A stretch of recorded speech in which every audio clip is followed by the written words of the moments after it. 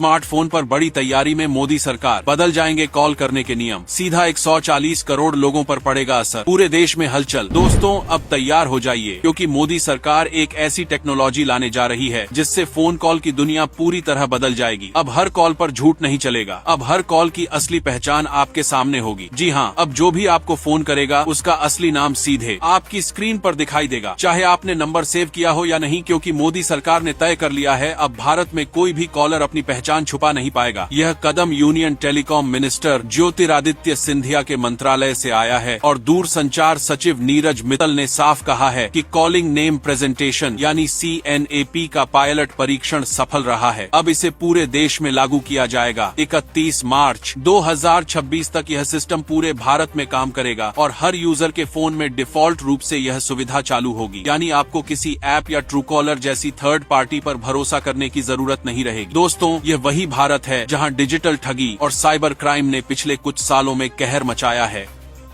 Supreme court में भी इस पर सुनवाई हुई थी, जिसमें यह बताया गया कि करीब 3000 करोड़ रुपए की ठगी डिजिटल अरेस्टिंग के नाम पर लोगों से लूटी गई। और सबसे दुखद बात यह थी कि ठगे गए लोगों में वरिष्ठ नागरिक और आम जनता शामिल थी। मोदी सरकार अब इस खेल को खत्म करने के मूड में है। अब कोई भी ठग नकली कॉल से किसी को फंसा नहीं सकेगा, क्योंकि कॉल उठाने से पहले ही आपको पता होगा कि सामने वाला कौन है।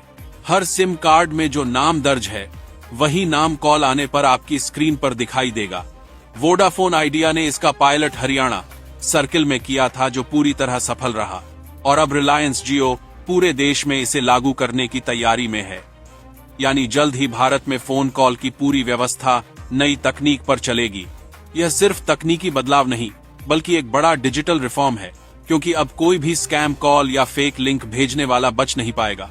सुप्रीम कोर्ट खुद इस मुद्दे पर सख्त है। अब ध्यान दीजिए, यह सिस्टम सिर्फ 4G और 5G यूजर्स के लिए काम करेगा, यानी जिनके पास पुराने 2G और 3G फोन हैं, उनके लिए तकनीकी सीमाओं के कारण यह सुविधा फिलहाल उपलब्ध नहीं होगी। लेकिन भारत में अब ज्यादातर यूजर्स 4G और 5G नेटवर्क पर हैं, इसलिए इसका असर सीधा 140 करोड़ लोगों पर पड़ेगा।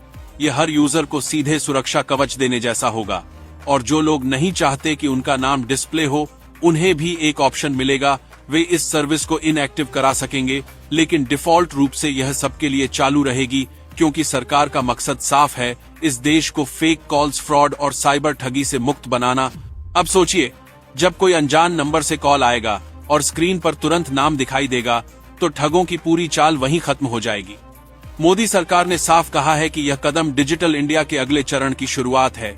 अब न कोई फेक कॉल, न कोई डिजिटल अरेस्ट और न कोई बैंक फ्रॉड।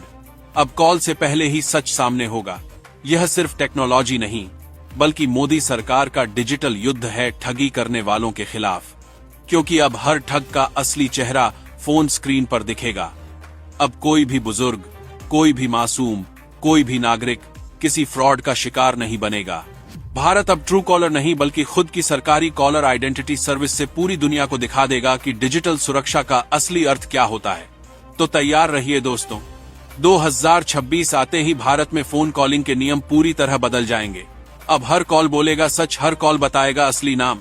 यह मोदी सरकार की डिजिटल ढाल है, जो अब पूरे देश में लागू होने जा रही है। क्या आप इस फैसले से खुश हैं?